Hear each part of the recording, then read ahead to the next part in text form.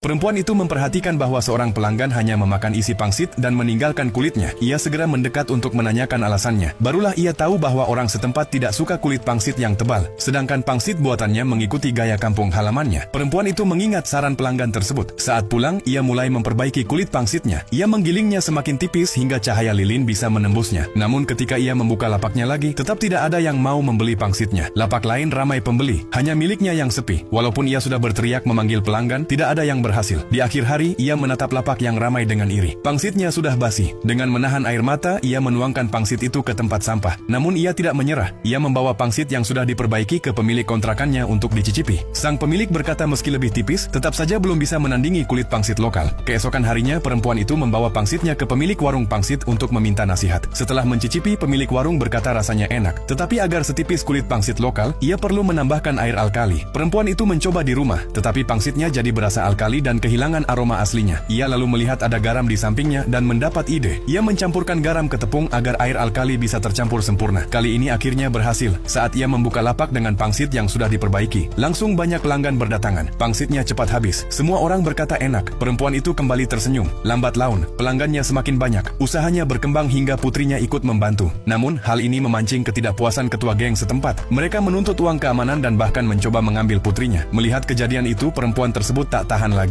Ia meraih pisau dapur, melindungi kedua putrinya, dan bersiap melawan sampai mati. Ketua geng itu terdiam, teringat pada ibunya sendiri yang dulu melindunginya dengan cara yang sama. Ia terharu oleh keberanian perempuan itu, lalu memesan semangkuk pangsit. Meski enggan, perempuan itu tetap melayaninya. Setelah makan, ketua geng sangat puas dan bahkan memesan untuk semua anak buahnya. Ia tidak lagi mengganggunya, membayar pangsit, bahkan menurunkan biaya keamanan. Ia juga memesan 500 pangsit sekaligus. Masalah perempuan itu akhirnya selesai. Bahkan ia mendapat pelanggan besar malam itu. Setelah makan, ada pelanggan yang minta pangsit mentah untuk dibawa pulang. Perempuan itu terkejut dan bertanya apakah tidak akan basi semalaman. Lelaki itu berkata ia punya kulkas di rumah, bisa dibekukan agar tetap segar dan dimasak kapan saja. Ide ini membuka wawasan perempuan itu. Mulai hari itu, ia tidak hanya menjual pangsit matang, tapi juga menjual pangsit beku dalam kemasan. Usahanya semakin maju, pelanggan mengantre di depan lapaknya. Akhirnya, ia membuka pabrik dan mempekerjakan pekerja untuk membantu membuat pangsit. Pada akhirnya, pangsit buatannya tidak hanya terkenal di dalam negeri, tapi juga sampai ke luar negeri sehingga orang di seluruh dunia bisa menikmatinya.